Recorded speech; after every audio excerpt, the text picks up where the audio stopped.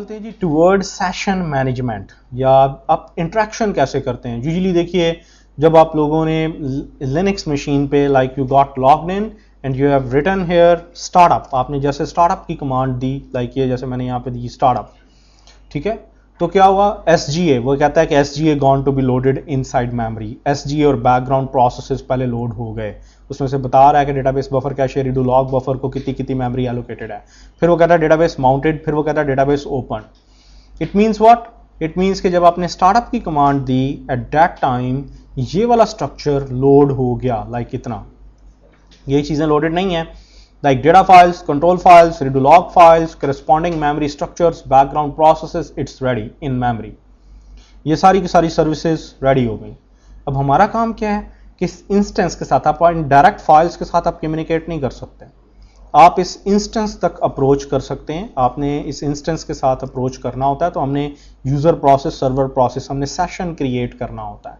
अब सेशन आप कैसे क्रिएट करें, इसके लिए क्या वे होता है, लाइक इनिशियली अगर मैं यहाँ पे SQL प्रॉम्प्ट है मेरे पास, I am invoking SQL prompt. So SQL prompt ने मुझसे 3 चीज़ें पूछी कि जी ID, pass, connect descriptor. This one is called connect descriptor, इसे हम कनेक्ट डिस्क्रिप्टर कहते हैं टेक्निकली स्पीकिंग, ठीक। अब कनेक्ट डिस्क्रिप्टर को आपने क्या बताया है, ऑरानेट। ऑरानेट is what, is a service, is a TNS names dot ora service. इस TNS names dot ora service के पास क्या कुछ है, उसके पास सिंपल ये चीज़ है जी, ये देखें जरा ऑरानेट क्या करना है। एक मशीन जिसका IP 192.168.1.78 है, जो TCP प्रोटोकॉल पे चल रही है, उसकी पोर्ट 1521 पे एक प्रोसेस है जिसका नाम है लिसनर, जैसे लिसनर कहते हैं सुनने वाला, ठीक है। उसको जाके क्या बताना है कि मुझे एक ऐसी डेटाबेस के साथ कम्युनिकेशन करवा दो जिसका SID ORCL है। सिंपल, आपके क्लाइंट साइड पे इससे ज़्यादा कॉन्फ़िगरेशन नहीं है। सो क्या होगा, according to that one configuration आपका यूज़र प्रोसेस, क्योंकि ये यूज़र प्रोसेस जो है ये क्लाइंट साइड पे लोड होता है, दरमियान में LAN और WAN, ये सारा सर्वर साइड है, इस साइड पे ये सारी सर्वर साइड है, डेटाबेस सर्वर साइड, ठीक है, और ये आपकी क्लाइंट साइड है। This one is your client side, यहाँ पे ये क्लाइंट साइड है। क्लाइंट की वर्क स्पेस में यूज़र प्रोसेस बनता है जो आपके SQL प्रॉम्प्ट के ऊपर डिपेंडेंट होगा। SQL सेशन को किल कर देंगे तो ये भी किल हो जाएगा, ठीक है। ये जाएगा यूजर प्रोसेस, इनिशियली एक लिसनर बाय डिफॉल्ट एक्टिवेटेड है 1521 पोर्ट पे, उसको कहेगा कि जी मुझे एक ऐसे SID के साथ कम्युनिकेशन करवा दो जिसका नाम ORCL है। अब this one SID is ORCL। तो आपका यूजर प्रोसेस डायरेक्टली अलाउड नहीं होता कि वो इंस्टेंस के साथ कम्युनिकेशन कर ले। लिसनर अपने बिहाफ पे डेटाबेस सर्वर के अंदर इसकी वर्क स्पेस में या इसके प्रोसेस मैनेजर से रिक्वेस्ट करेगा कि एक नया सर्वर बनाओ, एक नया सर्वर प्रोसेस जनरेट करो, एक प्रोसेस जनरेट करो जिसका नाम होता है server process, specialised process called server process. Listener अपने बिहाफ पे इस प्रोसेस को इंस्टांशिएट करवाता है, कॉल्ड सर्वर प्रोसेस, और इस सर्वर प्रोसेस का एड्रेस बाउंस बैक करता है यूजर प्रोसेस को और खुद ऑफलाइन हो जाता है दरमियान में से, ताकि user process direct server process के साथ कम्युनिकेशन कर सके थ्रू LAN और थ्रू WAN। जस्ट लाइक जैसे ट्यूबलाइट ऑन होती है तो स्टार्टर होता है, स्टार्टर सिर्फ ट्रिगरिंग टाइम पे आपको चाहिए, वंस ट्यूबलाइट गॉन ऑन तो आप उसके बाद स्टार्टर चाहे निकाल दें। सो लिसनर भी सिर्फ कब चाहिए होता है, जब यूजर प्रोसेस ने किसी डेटाबेस के साथ कम्युनिकेशन करनी है, क्योंकि डायरेक्ट यूजर प्रोसेस किसी सर्वर प्रोसेस को इन्वोक नहीं कर सकता लिस्ट, क्योंकि ये बड़ा कह लें कि कॉम्प्लेक्स और आर्किटेक्चर होता है। यूनिक्स में कोई बैकवर्थ मैकेनिज्म यूज नहीं होता, उसके अंदर एक प्रोसेस, चाइल्ड प्रोसेस किसी पेरेंट प्रोसेस की डायरेक्ट ओवर RPC, जिसे हम रिमोट प्रोसीजरल कॉल कहते हैं, उसके ऊपर बैकवर्थ कनेक्टिविटी नहीं होती, इनहेरिटेंस नहीं हो सकती। यहाँ पे रीडायरेक्टेड पोर्ट यूज की जाती है। रीडायरेक्टेड पोर्ट ये होती है कि लिसनर ने किस एड्रेस के ऊपर सर्वर प्रोसेस बिगिन किया है उसका पता सिर्फ लिसनर को है, तो लिसनर ने वो पोर्ट का एड्रेस वापस यूजर प्रोसेस को देना होता है कि भाई मैंने इस पोर्ट के ऊपर सर्वर प्रोसेस इनिशिएट किया है, उसका ये एड्रेस है, प्रोसेस एड्रेस है, उसके साथ डायरेक्ट कम्युनिकेशन कर लो, ठीक है। सो लिसनर ये सारा काम करवा के खुद ऑफलाइन हो जाता है, तो फिर user process direct server process के साथ कम्युनिकेशन बिगिन करता है। सर्वर प्रोसेस सबसे पहले आपने ये जो क्रेडेंशियल लाइक आपने दिए सिस्टम ऑरेकल, ये क्रेडेंशियल जाके शेयर्ड पूल में डेटा डिक्शनरी कैशे से कम्युनिकेट करता है। ये जो सर्वर प्रोसेस होता है इट्स कैपेबल एनफ कि वो तमाम मेमोरी स्ट्रक्चर्स और usually data files disk structures में डेटा फाइल्स के साथ डायरेक्टली कम्युनिकेट कर सकता है, ठीक है। सो सर्वर प्रोसेस सबसे पहले डेटा डिक्शनरी कैशे को के पास जाता है। Data dictionary cache is responsible कि वो डेटा फाइल से डायरेक्ट आपका मेटा डेटा पढ़ सकता है, ठीक है। या अगर मेटा डेटा लोडेड नहीं है तो सर्वर प्रोसेस को कहता है कि डेटाबेस बफर कैशे में मेटा डेटा लोड करो, ठीक है। लाइक सिस्टम क्या चीज़ है, क्या सिस्टम यूज़र है, क्या चीज़ है, क्या इसका वाकई पासवर्ड ऑरेकल है, ठीक है, क्या इस यूज़र के पास सेशन क्रिएट करने के राइट्स हैं। अगर ऐसा है तो ये जो टू वे पाथ लिंक है from calling environment to user process, from user process to server process, from server process to instance, और दरमियान में लैन और वैन नेटवर्क है, जो भी है, either it can be LAN, it can be वैन। ये जो टू वे पाथ लिंक है, इट्स कॉल्ड कनेक्शन। इसे हम अभी तक क्या कहते हैं, कनेक्शन। और once it's gone to be authenticated, ये इधर ऑथेंटिकेट हो जाए कि जी क्या ये वैलिड यूजर है, वैलिड पास है, क्या इसके पास राइट्स क्या हैं, क्या ये सेशन क्रिएट कर सकता है, so it's called privileged connection. इसे हम प्रिविलेज्ड कनेक्शन या सेशन कहते हैं। और जितने भी सेशन क्रिएटेड होते हैं, हर यूजर प्रोसेस, अगर ओरेकल डेडिकेटेड एनवायरनमेंट है, हमने ओडीएस बनाया हुआ है, हर यूजर प्रोसेस का अपना सर्वर प्रोसेस होगा, ठीक है। जब यूजर प्रोसेस किल होगा तो करस्पॉन्डिंग सर्वर प्रोसेस भी किल हो जाएगा। या जैसे आप एनवायरनमेंट शट करते हैं, user process gone to be killed, server process gone to be killed. Instance के ऊपर कोई फर्क नहीं पड़ता, डेटाबेस के ऊपर कोई फर्क नहीं पड़ता, अनटिल अनलेस कि आप शट डाउन इमीडिएट वगैरह की कमांड दें और इस पूरे के पूरे स्ट्रक्चर को आप किल करें, ठीक है। Else they are ready. ये सर्वर है, इसका कोई वास्ता ताल्लुक नहीं कि क्लाइंट जितने मर्जी आए जाएं, चाहे वो 2 लाख हो जाएं, 3 लाख हो जाएं, या कोई भी ना हो, ठीक है। इसका काम है इन सब सेशंस को मैनेज करना, मेंटेन करना। So that was a science जो कि यहाँ पे आपके पास डिस्कस की गई कि फर्स्ट कनेक्शन बनता है, देन डेटाबेस के अंदर यहाँ पे डॉक्यूमेंट किया जाता है। अब जब तक सेशन रहेगा, यहाँ पे डेटा डिक्शनरी के अंदर सेशन स्लॉट होती है, वो स्लॉट बुक्ड होती है। हर सेशन का यूनिक आईडी होता है। अब $, सेशन, अगर मैं लिखूं सेलेक्ट एस्ट्रिक्ट फ्रॉम $, सेशन, कितने सेशंस हैं, हर सेशन को क्या यूनिक सिड एलोकेटेड है, ठीक है, कौन सा सेशन किस यूजर ने कॉल किया हुआ है, उस सर्वर प्रोसेस को क्या आपने जिसे कहते हैं प्रोसेस एड्रेस वगैरह दिया हुआ है, वो सारी चीजें इस $, सेशन इज अ व्यू जिसके अंदर ये तमाम की तमाम चीजें डॉक्यूमेंटेड होती हैं।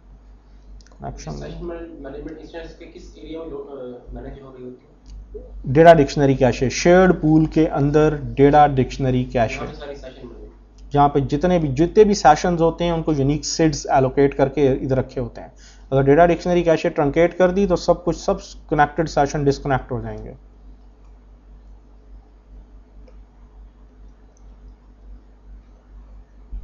असल में वो इतनी को लूज है ना कि अगर मेरा हाथ भी लैपटॉप को जरा जोर से लग जाए,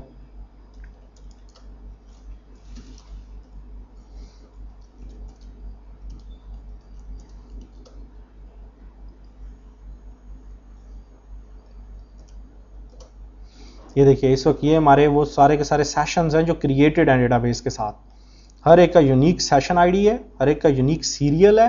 अच्छा देखिए, बाज के यूजर नेम्स हैं, बाज के यूजर नेम्स नल हैं। ये जो नल है ना, ये जितने आपके बैकग्राउंड प्रोसेसेस हैं जैसे checkpoint, log writer, DB writer, जो मैंडेटरी प्रोसेस हैं, ये उन्होंने अपने हिडन, इनको कभी आप नहीं छेड़ेंगे। अगर इन सेशंस में से किसी एक सेशन को आपने किल कर दिया ना, ओरेकल शट हो जाएगा इमीडिएट। सो आप लिखें कि where user name is not null, ठीक है।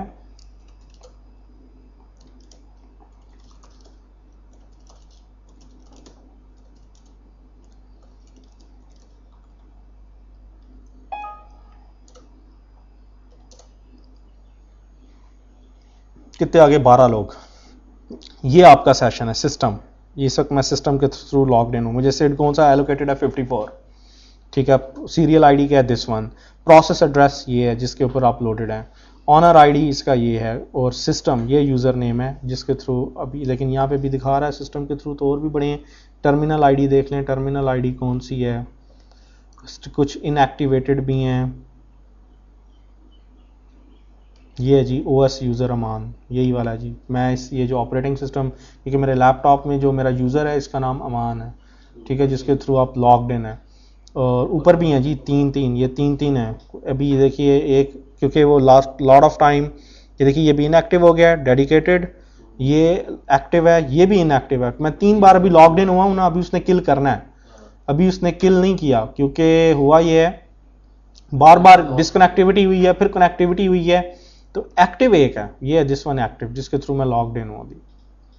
बाकी ये 2 इनएक्टिव हैं, वो अभी जरा इसकी cache pass, sometimes it would take some time. ये देखिए, ये मेरी मशीन का कंप्यूटर नेम भी आ रहा है कि it's MS Home Cyber 007 is your computer name, जिसके थ्रू आप लॉग्ड इन है। ठीक है, अभी 2 इनएक्टिव हैं, वो अभी किल हो जाएंगे। It would take some time, refreshal में थोड़ा सा टाइम लगता है। आफ्टर सम टाइम वो क्या करेगा, जो इनएक्टिव है इनको किल कर देगा खुद ही। ठीक है, so this one is a way. यहां पे देखिए कि आप कंप्लीट, आपको ऑथराइज किया जाता है, फिर ये भी देखा जाता है आप किस काम के लिए ऑथराइज हैं। जितनी मेरे पास अथॉरिटी है, जितनी मेरे पास सिस्टम प्रिव्स हैं, ऑब्जेक्ट प्रिव्स हैं, रोल प्रिव्स हैं, उसके अकॉर्डिंगली मैं डेटा को स्कैन कर सकता हूं।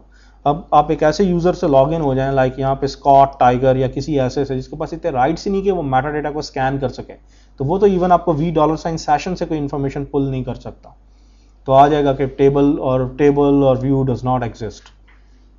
ठीक है, सो सेशन इसीलिए क्रिएट किया जाता है ताकि पता हो कि किस यूजर को क्या राइट्स हैं, उसने क्या काम करना है, हम उसको कितने राइट्स देंगे। सो जी, द नेक्स्ट थिंग इज कि हमने सेशन मैनेजमेंट भी कर ली। अब जरा आते हैं टुवर्ड इन डेप्थ स्टडी। पहले हम बारी बारी तमाम मेमोरी स्ट्रक्चर्स इन डिटेल पढ़ते हैं, फिर हम बैकग्राउंड प्रोसेसेस पढ़ते हैं, फिर हम लोग एक DRL स्टेटमेंट कैसे एग्जीक्यूट होती सेलेक्ट की, फिर एक DML या DDL स्टेटमेंट या DCL स्टेटमेंट आपके कैसे, या DDL जो भी आप ले लें, ये स्टेटमेंट आपके कैसे एग्जीक्यूट होती है, इसको देखेंगे। And that's all, our chapter going to be closed. इसके साथ हमारा चैप्टर क्लोज हो जाएगा। हाँ जी, टिल नाउ ओके। 3 4 5 6 7 8, आज 2 लोग मिसिंग हैं।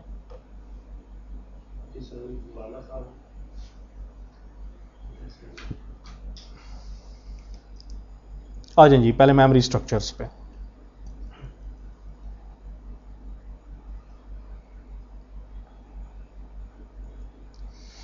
The first one is known to be as database buffer cache. Try to memorize database buffer cache is a huge area. Database buffer cache किससे मिलके बनती है? बफर से। हर बफर का साइज किसके इक्विवेलेंट होता है? Oracle ब्लॉक के साइज के इक्विवेलेंट, DB_block_size। अगर एक Oracle ब्लॉक साइज 8 किलोबाइट का है तो एक बफर का साइज भी 8 किलोबाइट है, ताकि पूरे का पूरा ब्लॉक पूरी की पूरी बफर में लोड हो जाए। अब DB ब्लॉक क्या भला है, उसके लिए आपको एक तावीज़ नुमा चीज़ एक पढ़नी होगी। ठीक है, लॉजिकल फिजिकल, इस तावीज़ के भी 2 हिस्से हैं, एक लॉजिकल हिस्सा है, एक फिजिकल हिस्सा है। ठीक है, सोने से पहले इसकी जिसे कहते हैं ज़ियारत शरीफ करें, याद हो जाएगा आपको, ईजी है। एक database like ORCL, logical mean कि ये सिर्फ मेटा डेटा में एग्जिस्ट करता है, ये आपको कहीं नज़र नहीं आ सकता, ये सिर्फ मेटा डेटा, जब Oracle की डेटा डिक्शनरी अप है उस वक्त आप इसको देख सकते हैं। फिजिकल, जो चीज़ आपको ऑपरेटिंग सिस्टम कमांड से कोई चीज़ नज़र आती है, जैसे डेटा फाइल्स, कल हमने जाके डेटा फाइल्स देखी थी, 1.3 GB की डेटा फाइल्स दिखा रहा था। ऑपरेटिंग सिस्टम पे जब हम जाएंगे, कोई भी कमांड, लिस्ट की कमांड या कुछ भी कमांड दें तो वो आपको डेटा फाइल सिंपल दिखाएगा। एक डेटाबेस में many table spaces, table space logical होती है। ठीक है, जैसे आपकी हार्ड डिस्क होती है। अब मैं आपसे कह दूं कि हार्ड डिस्क के किस सिलेंडर पे आपका कौन सा फोल्डर पड़ा है, आपको नहीं पता। आपको इतना पता है यार C ड्राइव पे क्या चीज़ पड़ी हुई है, D ड्राइव पे क्या चीज़ पड़ी हुई है, लेकिन आपको ये नहीं पता कि C drive underlying hard disk के कौन से सिलेंडर को शो कर रही है, ये आपको नहीं पता होता। आपका कंसर्न भी नहीं है, आपका तो सिंपल इतना कंसर्न है कि यार मैंने C ड्राइव पे कौन से फोल्डर्स बनाए हैं, D पे कौन से बनाए हैं, E पे कौन से बनाए हैं। द सेम केस है डेटाबेस में भी लॉजिकली। अब ड्राइव बना लेने का बेनिफिट क्या होता है, अगर मेरी हार्ड ड्राइव का वो पोर्शन जो D ड्राइव को शो करता है, अगर ये डैमेज हो गया तो मेरी सिर्फ एक ड्राइव डैमेज होगी, D ड्राइव, उसका C के ऊपर कोई वास्ता ताल्लुक नहीं है। Same is here in database. Database के अंदर भी क्या होता है कि we have different table spaces, different table spaces हैं। हर टेबल स्पेस की मिनिमल एक डेटा फाइल होती है, मिनिमम 1 to 1 का रिलेशनशिप होता है, and max 1 table space can have 999 data files without using ASM। अगर ASM है तो 999 into 999, एक टेबल स्पेस की इतनी डेटा फाइल्स हो सकती हैं। विदाउट ASM एक टेबल स्पेस की 1000 डेटा फाइल्स हो सकती हैं, फ्रॉम 0 to 999। ठीक है, और एक डेटाबेस के अंदर 1000 टेबल स्पेसेस हो सकती हैं maximum without ASM। ASM use करेंगे तो इस तावीज़ का एक और हिस्सा आगे आप पढ़ेंगे। ठीक है, फिर ये ग्रो कर जाएगा। ओके, एक टेबल स्पेस, अब जैसे देखिए हमारे पास यहाँ पे, अगर मैं आपको यहाँ पे स्कैन आउट करवाता हूँ, सो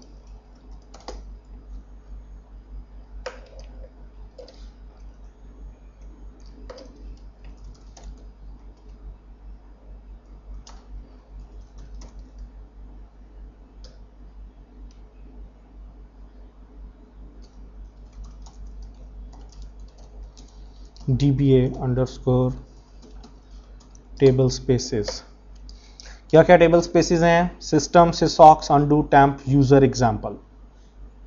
हर एक की एक एक डेटा फाइल है। System, sysaux, undo, TBS1, temp, user, example. 6 row, 6 rows gone to be selected. वो कह रहा है कि आपकी 6 जिसे कहते हैं एज अ होल आपकी टेबल स्पेसेस हैं। हर टेबल स्पेस की एक एक डेटा फाइल है। अगर आप उस डेटा फाइल को देखना चाहते हैं, so you can view like here और डेटा। मुझे पता है क्योंकि नेमिंग कन्वेंशन, हमने नेमिंग कन्वेंशन क्या रखी हुई है, जो टेबल स्पेस का नाम वही डेटा फाइल का नाम। लाइक सिस्टम टेबल स्पेस की डेटा फाइल का नाम है system01.dbf। तमाम मेटा डेटा, सिस का डेटा, तमाम डेटा डिक्शनरी इसमें पड़ी हुई है, ठीक है। टेम्प टेबल स्पेस, उसकी ये फाइल है, जो भी रन टाइम पे grouping, having by, order by clause, ascending, descending, sorting, joining, जो भी होती है वो इधर आप यूज करते हैं। अनडू टेबल स्पेस, उसका नाम अनडू TBS01.dbf। जितना भी अनडू डेटा है, रोल बैक, जितना भी आपका डेटा है वो इसके अंदर बनता है। सिसॉक्स, सिस्टम ऑक्सिलरी, OEM, ये जितना भी आपका ऑरेकल एंटरप्राइज मैनेजर चल रहा होता है, इसके पीछे जो जॉब्स हैं, सिसमैन का जो भी डेटा है वो इसके अंदर पड़ा हुआ है, सिसॉक्स के अंदर, ठीक है। आपके यूजर्स का डेटा लाइक स्कॉट हो गया, HR हो गया, उनका इन 2 टेबल स्पेसेस, एग्जाम्पल और यूजर्स, इन 2 में पड़ा हुआ है। From oracle 10G to onward, अगर किसी यूजर को कोई आप टेबल स्पेस एलोकेट नहीं करते तो वो सिस्टम को यूज नहीं करता। किसको यूज करेगा? जो डिफॉल्ट डेटा टेबल स्पेस या डिफॉल्ट परमानेंट टेबल स्पेस। और by default permanent table space कौन सी होती है? यूजर्स। अगर किसी यूजर को कोई टेबल स्पेस एलोकेट नहीं करते तो उसको यूजर्स मिलती है। ये Oracle 10G release 2 to onward यही रूल चल रहा है, ठीक है। इस तरह नहीं कि अगर किसी भी यूजर को एक यूजर टेबल स्पेस असाइन नहीं करे तो वो बाय डिफॉल्ट में सिस्टम टेबल स्पेस नहीं, वो 9i रिलीज 2 तक था। 9i रिलीज 2 से that one architecture gone to be deprecated. अब 10G release 2 to onward, 10G release 2, 11G release 1, 11G release 2, इन तीनों के अंदर क्या है कि अगर किसी यूजर को आप कोई टेबल स्पेस एलोकेट नहीं करते तो वो डिफॉल्ट परमानेंट टेबल स्पेस को यूज करता है। और default permanent table space by default कौन सी होती है? यूजर्स। वो कोई भी टेबल स्पेस आप बना सकते हैं, आपकी मर्जी, आपने सिर्फ एक ऑल्टर की कमांड देनी होती है, alter default permanent table space और आगे टेबल स्पेस का नाम, वो कोई भी बना सकते हैं। लेकिन जो बाय डिफॉल्ट होती है इट्स यूजर्स, इसलिए इसको आप ड्रॉप भी नहीं कर सकते। अगर आप लिखेंगे ना ड्रॉप टेबल स्पेस यूजर्स, वो कहेगा it's default permanent, can not drop table space, ठीक है। तो ये डिफॉल्ट परमानेंट होती है। जस्ट लाइक जैसे टेम्परेरी, ये डिफॉल्ट टेम्परेरी भी है, ये सिर्फ टेम्परेरी नहीं, ये डिफॉल्ट टेम्परेरी भी है, इसको भी आप ड्रॉप नहीं कर सकते। ये परमानेंट का कांसेप्ट 9 के बाद आया, ये 10G रिलीज 2 से आया, ठीक है। उसके बाद से ऑनवर्ड यही चल रहा है। 11G में भी एज इट इज इसी चीज को इनकॉर्पोरेट किया गया है। 11i के अंदर, सॉरी 9i में और था, उसमें नहीं एलोकेट करते थे, तो चाहे रिलीज 1 है चाहे रिलीज 2 है, उसमें सिस्टम टेबल स्पेस ऑटोमेटिक। 8.0.5 में भी ये रूल था, 8i में भी यही रूल था, 9i में भी यही रूल था। बट 10G रिलीज 2 से ये rule gone to be changed. वो यही होता है कि अदरवाइज सिस्टम बहुत ज़्यादा ओवरलोड है। तो दूसरा ये भी किया गया कि सिस्टम को पार्टीशन कर दिया गया सिसॉक्स और सिस्टम में। लेकिन सिसॉक्स डैमेज हो जाए तो DB शुड भी, आप DB पे कोई फर्क नहीं पड़ेगा, हाँ सिर्फ OEM कैपेबिलिटीज वगैरह पे इश्यूज आ जाएंगे, ठीक है। सो ये देखिए कि अब आप टेबल स्पेस, अब फायदा क्या है? अगर मेरी एग्जांपल डैमेज हो जाती है तो मेरा सिर्फ स्कॉट का डेटा डैमेज हो जाएगा, HR का डेटा डैमेज हो जाएगा, लेकिन मेरी बाकी डेटाबेस को तो कोई फर्क नहीं पड़ेगा। जस्ट लाइक जैसे D ड्राइव डैमेज होगी तो विंडोज तो आप होंगी, विंडोज को तो कोई फर्क नहीं पड़ेगा। सेम इज केस हेयर कि अब we have table spaces. First table space का कॉन्सेप्ट है, देन टेबल स्पेस में क्या बनते हैं? सेगमेंट्स। लाइक सेगमेंट्स क्या है? टेबल एक सेगमेंट है, इंडेक्स एक सेगमेंट है, क्लस्टर एक सेगमेंट है, इंडेक्स ऑर्गेनाइज टेबल एक सेगमेंट है। These are all segments. ये सेगमेंट्स किधर बनेंगे? सेगमेंट किन से मिलकर बनता है? एक्सटेंड से। एक्सटेंड किन से मिलकर बनता है? Oracle block. ये Oracle block, DB block size, जिसका साइज है 8 किलोबाइट। और मैंने आपसे कहा था कि हर बफर भी 8 किलोबाइट के इक्विवेलेंट होती है, ताकि पूरे का पूरा ब्लॉक, पूरी की पूरी बफर, और ये किधर बनेगी, ये सारी चीज़ें डेटा फाइल के अंदर होती हैं।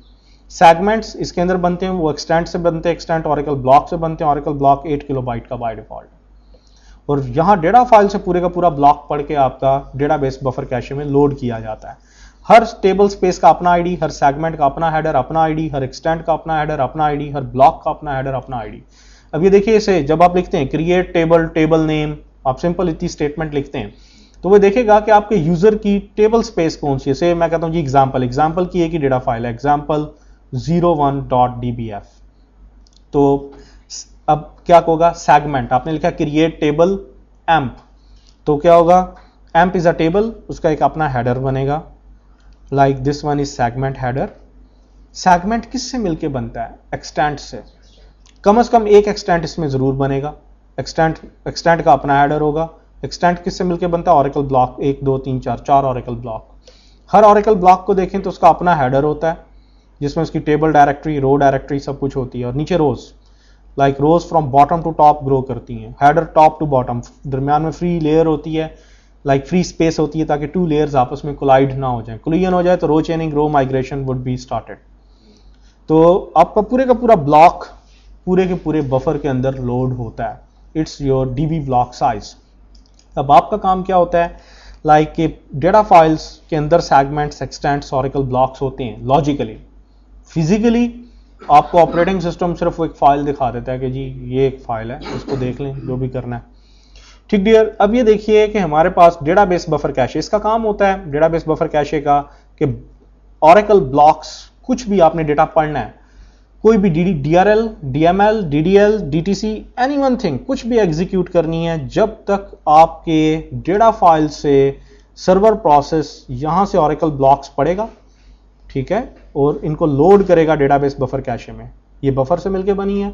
अगर एक ब्लॉक में से एक रो भी पढ़नी है तो आपको पूरे का पूरा ब्लॉक कैशे करना पड़ेगा पूरी की पूरी बफर में, ठीक है। एक ब्लॉक में मल्टीपल रोज हो सकती हैं। अगर आप ब्लॉक को देखें ना तो ब्लॉक डिफरेंट रोज, पहली रो, जहां पे पहली रो खत्म होगी अगली रो शुरू हो जाएगी, एंड सो ऑन, दरमियान में फ्री स्पेस होगी। सब पूरे का पूरा ब्लॉक आपको पढ़ना पड़ेगा। अगर एक रो भी पढ़नी है या रो का एक पार्ट ही पढ़ना है आपको, से आपने पूरी रो भी नहीं पढ़नी, आप लिखते हैं select employ ID from emp where emp ID is 1121, आपको एक रो भी नहीं, एक रो का सिर्फ एक कॉलम पढ़ना है, लेकिन फिजिकली आपको पूरे का पूरा एक ऑरेकल ब्लॉक इधर बफर में लोड करना पड़ेगा।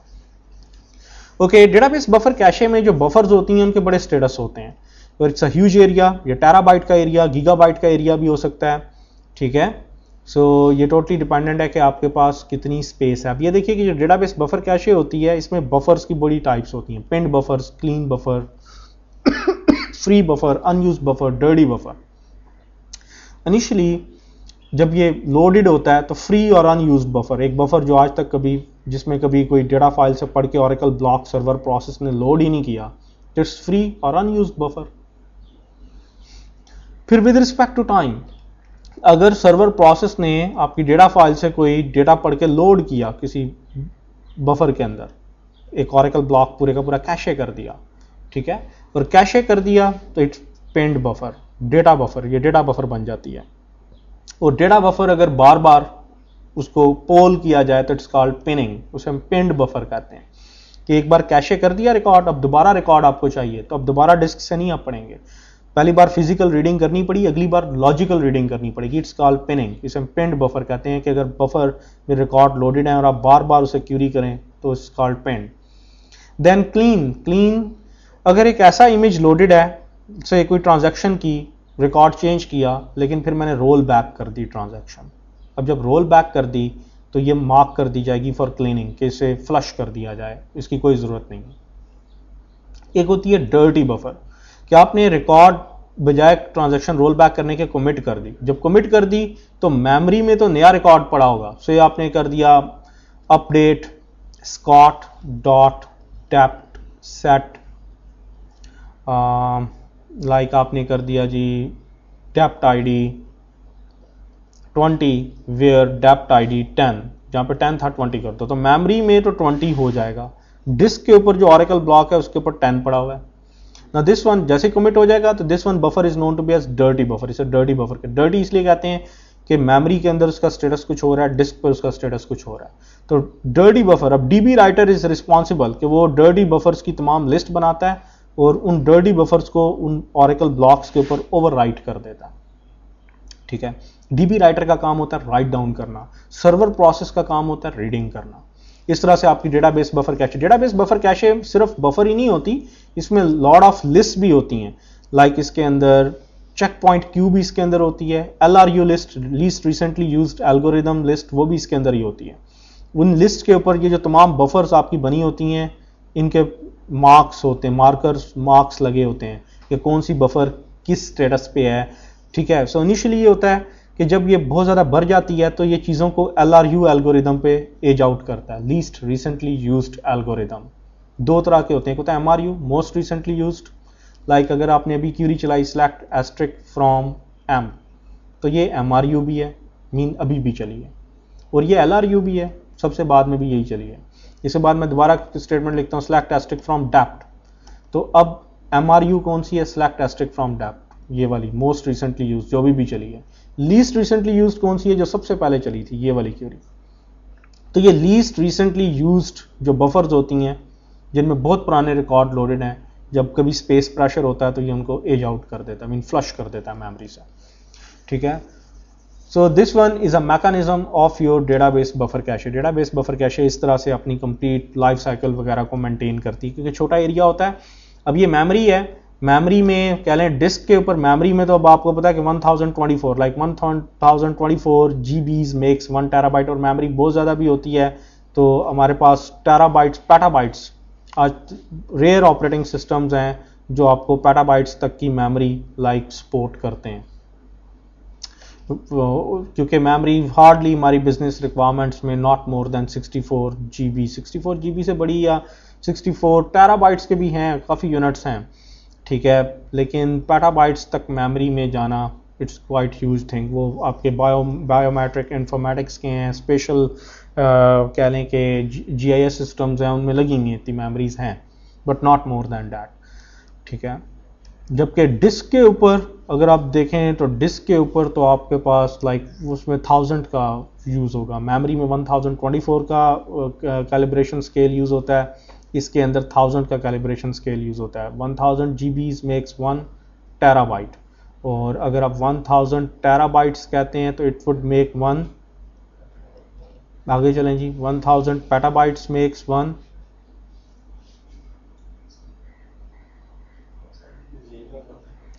एक्साबाइट, जिसे हम EB कहते हैं। 1000 एक्साबाइट्स मेक्स 1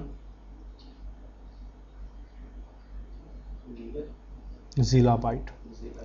1000 ज़ीलाबाइट्स मेक्स 1 यूटाबाइट।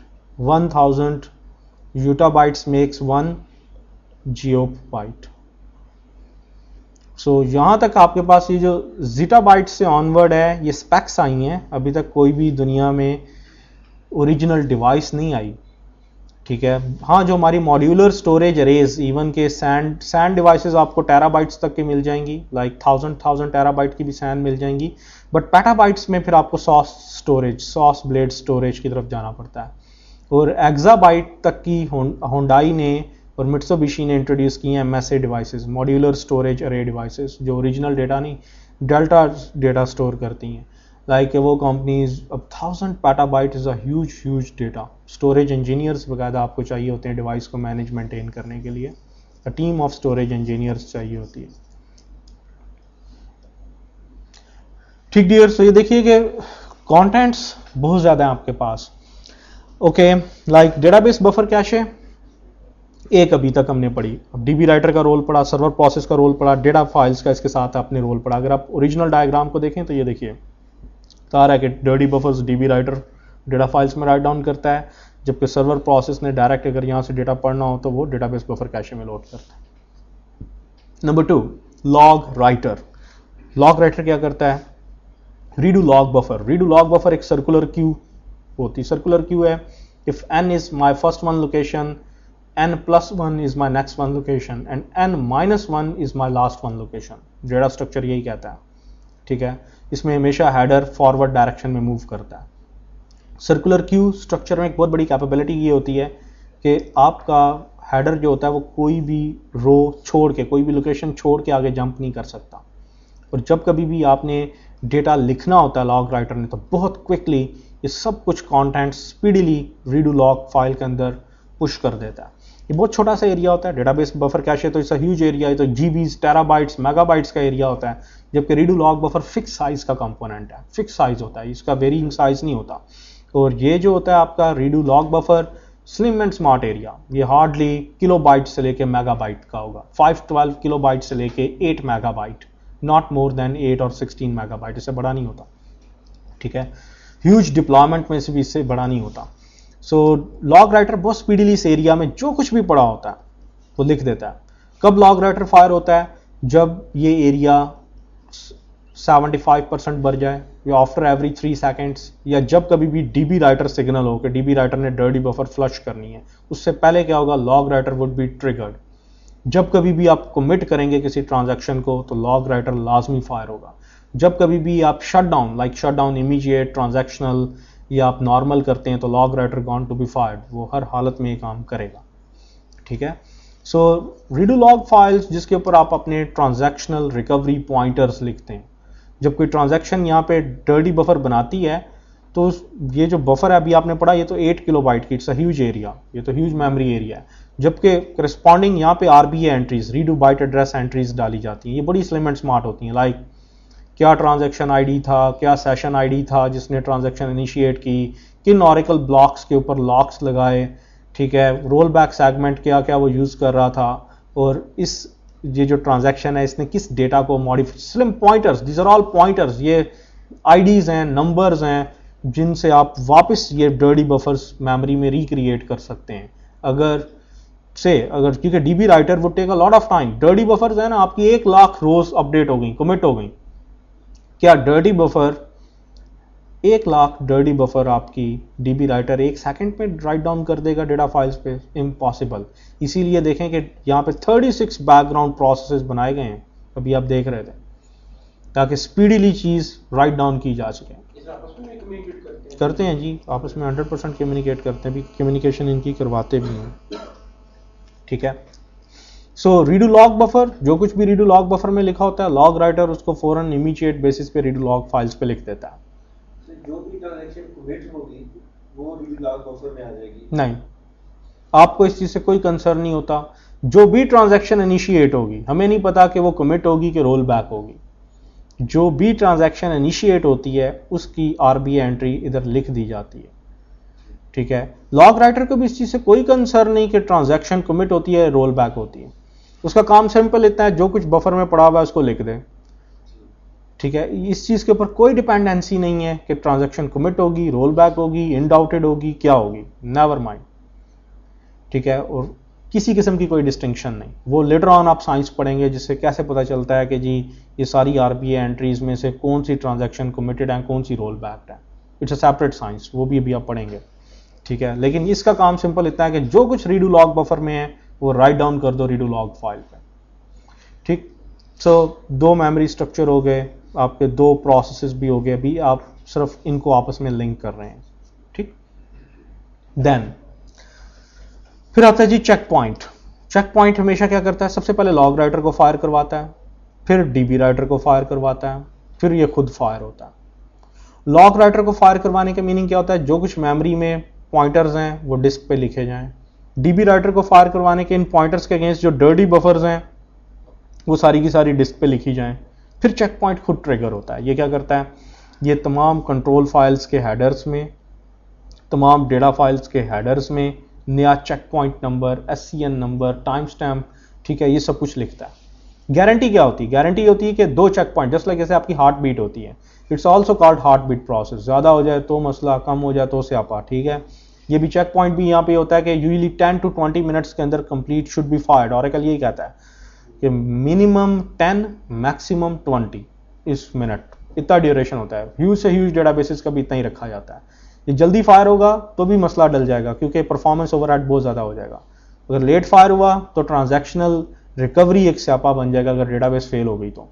ठीक है, तो चेक पॉइंट 10 to 20 मिनट के अंदर अंदर फायर होता है, ये इसका डिफॉल्ट मैकेनिज्म है। या जब कभी डेटाबेस क्लीन शट हो या जब कभी एसमून समझे कि शुड बी फायर्ड तो ये फायर होता है, लाजमी फायर होता है। अब चेक पॉइंट का मसला क्या है, लाइक से मैं कहता हूं जी सुबह 8 बजे अभी एक चेक पॉइंट फायर हुआ है CKPT 1121 और 8:10 पे दूसरा चेक पॉइंट फायर हुआ है CKPT 1121। 8:11 पे डेटाबेस फेल हो गई, शट हो गया instance due to any reason. तो आपको रिकवरी कितनी की करनी है, सिर्फ 8:11 से लेके 8:10 तक, इस 1 मिनट की रिकवरी करनी है, पीछे नहीं रिकवरी करनी, क्योंकि इट्स डन। 2 चेक पॉइंट्स के दरमियान चाहे मिलियन या बिलियन ऑफ ट्रांजैक्शंस जो भी हुई, उनके RBI एंट्रीज लिख दी गई, उनकी डर्टी बफर्स फ्लश कर दी गई। Its past and close transaction और इट्स डन कि वो डेटा लिख दिया गया था। इसलिए तो 2 चेक पॉइंट्स के दरमियान की जितनी ट्रांजैक्शंस होती हैं दे आर सेफ। सेफ क्या नहीं होता, अब ये देखिए कि अगर कल को अगला चेक पॉइंट फायर होना था 8:20 पे, डेटाबेस अगर 8:19 पे फेल हो गई तो अब आपको 9 मिनट की ट्रांजैक्शंस रिकवर करनी पड़ेंगी, ठीक है। रिकवरी किधर से इनिशिएट होगी, यहां से पॉइंटर से ओरिजिनल डेटा पहले फिर इनमें पॉपुलेट किया जाएगा, फिर डर्टी बफर्स बनाई जाएंगी, फिर फ्लश की जाएंगी। देखिए ओरिजिनल आपका डेटा मॉडिफाई किधर हो रहा है, आपका तो सारा डेटा ऑरेकल ब्लॉक से लोड किधर हो रहा है, डेटाबेस बफर कैशे में, इधर बफर में। चेंज किधर हो रहा है, इधर बफर में। राइट डाउन वापस किधर किया जा रहा है, इधर। सो ओरिजिनल ट्रांजैक्शन तो इस पोर्शन पे होती है। लेकिन जब आप कमिट करते हैं ना तो होता क्या, सिर्फ वो एक गारंटी लेता है कि लॉग राइटर ने क्या RBI एंट्रीज लिख दी कि नहीं लिखी, नहीं लिखी तो लिख दो, दैट्स ऑल। आप कमिट करें, वो चाहे बिलियन ऑफ रोज अफेक्ट होती हूं, 1 सेकंड में क्या देगा, स्टेटमेंट प्रोसेस्ड, ठीक है। उसने सिर्फ एक गारंटी लेनी होती है कि लॉग राइटर फायर हो जाए ताकि मैं ट्रांजैक्शनल पॉइंटर्स मेरे पास नीचे रीडू लॉग फाइल पे लिखे हों। जी हाँ, जब आप कमिट लिखते हैं तो कमिट से लाजमी पहले लॉग राइटर फायर होता है, फिर आता है स्टेटमेंट प्रोसेस्ड, ठीक है। वो ये नहीं देखता कि डर्टी बफर्स बनी, फ्लश हुई कि नहीं हुई, वो बाद में होता रहता है काम। इट्स लेटर ऑन कि वो डर्टी बफर बनती है, फ्लश होती है, अंदर जा होता है, लेकिन सिर्फ एक चीज गारंटी ली जाती है। ये जितना भी मैकेनिज्म है ना, इट्स रिकवरी मैकेनिज्म, ये ट्रांजैक्शनल रिकवरी मैकेनिज्म है। वंस लॉग राइटर ने कह दिया कि जी डेटा लिख दिया गया, अब चाहे ऑरेकल इनकंसिस्टेंट हो जाए, उसने चाहे एक भी डर्टी बफर राइट डाउन ना की हो, इट्स गारंटी, एसमून गारंटी देगा कि वो कल को यहां से पॉइंटर्स पढ़ के डेटाबेस स्टार्टअप होने से पहले पहले, ओपन होने से पहले पहले वो डर्टी बफर्स को फ्लश करेगा, डेटा रिकवर करवाएगा और फिर डेटाबेस ओपन करेगा, which is known to be as instance recovery. इस प्रोसेस को भी आप पढ़ेंगे। सो ये देखिए कि ये लिथार्जिक प्रोसेस है, ये बहुत लिथार्जिक प्रोसेस है, it would take lot of time, जबकि ये बहुत स्पीडी प्रोसेस है। और आजकल तो एसिंक कमिट आया हुआ है, अब तो सिंक्रोनस कमिट की भी बात नहीं रह गई। ये पुराने वक्तों में बात होती थी जब 1990s, दिस वन इज 2010-11 का एरिया। अब ये सिंक्रोनस कमिट, अब कुछ भी फायर होता ही नहीं, जो कुछ भी होता है मेमोरी में ही होता है, सब कुछ इन अ मेमोरी, कोई डर्टी बफर बना के फ्लश भी नहीं इवन की जाती। अब जैसे आपकी टेम्प FS यूज हो रही है, आप अपनी डेटा फाइल्स क्रैश कर दें, डिलीट कर दें, जब बैकअप रिकवरी में आप जाएंगे, अब सिस्टम 01 अनडू सारी चीजें मेमोरी से वॉश कर दें, डिस्क से वॉश कर दें, इंस्टेंस फिर भी चलता रहेगा। इवन कि आप कोई स्टेटमेंट लिखेंगे तो उसे ऑनर भी करेगा, चलाएगा भी। अगर डेटाबेस बफर कैशे में रिकॉर्ड पड़ेंगे तो वहीं से उठा के आपको दिखाता भी रहेगा, बट लिमिटेड टाइम के लिए। जब 10 मिनट 20 मिनट के बाद चेक पॉइंट फायर करेगा तो फिर शहादत का रुतबा पा जाएगा, ठीक है। सो मेमोरी में आजकल जो रैक डेटाबेसेस होती हैं उनमें डिस्क पे बहुत कम लिखा जाता है, सब कुछ मेमोरी में चेंजेस हो जाती हैं। Everything gone to be change inside memory, disk के ऊपर आप जाते नहीं, क्योंकि ये सेकेंडरी स्टोरेज डिवाइस है, इसकी स्पीड बहुत कम है। ये प्राइमरी स्टोरेज है, इसकी स्पीड बहुत ज़्यादा है।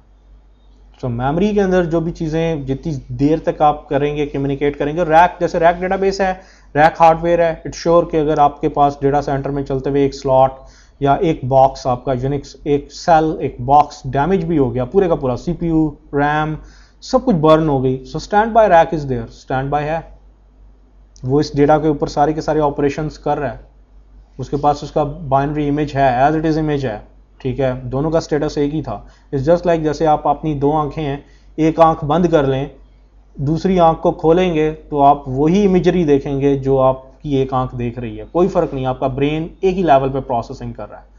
और अगर ऐसा ना हुआ तो स्प्लिट ब्रेन सिंड्रोम SBS एक बीमारी होती है, वो आपको है।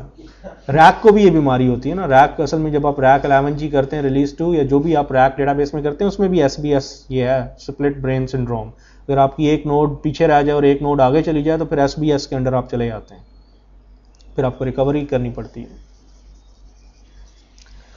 बहरहाल हाँ जी, अब आगे आ जाएं। इसके बाद चेक पॉइंट आ गया, चेक पॉइंट से आगे चलते हैं जी। उसके बाद हमारे पास और क्या क्या बैकग्राउंड प्रोसेसेस हैं। शेयर्ड पूल, इसमें library cache, data dictionary cache and so many other caches होती हैं। अभी आपने देखा कि 876 मेमोरी स्ट्रक्चर थे इसमें, जो मैंने $SGS स्टैट से क्यूरी करवाया था। So 876 huge structures. अच्छा जी, होता क्या है, जो भी आपकी statements, sequel statements, Pascal statements, XML statements, उनका पार्स फेज यहां पे एग्जीक्यूट होता है। पार्स फेज, बाइंड फेज भी यहीं पे एग्जीक्यूट होता है। पार्स और बाइंड, एग्जीक्यूट फेज और फैच फेज या ट्रांजैक्शन कंप्लीशन फेज वो कहीं और होता है। पार्स और बाइंड फेज जो स्टेटमेंट्स के होते हैं ना वो इधर, उसमें उसका पार्स ट्री बनना, एग्जीक्यूशन प्लान बनना, एग्जीक्यूशन प्लान का फाइनलाइजेशन होना, फिर उसको स्टोर किया जाना, वो सारी चीजें भी आप पढ़ेंगे जब आप DRL स्टेटमेंट में पहले एग्जीक्यूट करूंगा तो, ठीक है। वो सारा कुछ इधर होता है इनसाइड योर शेयर्ड पूल। हाँ जी, वीडियो टाइम हो गया, आपने 30 मिनट्स के बाद नहीं मुझे बताया फ्लश, अदरवाइज ये डिफरेंस आ जाता है, मुझे बता दिया करें आधे घंटे बाद।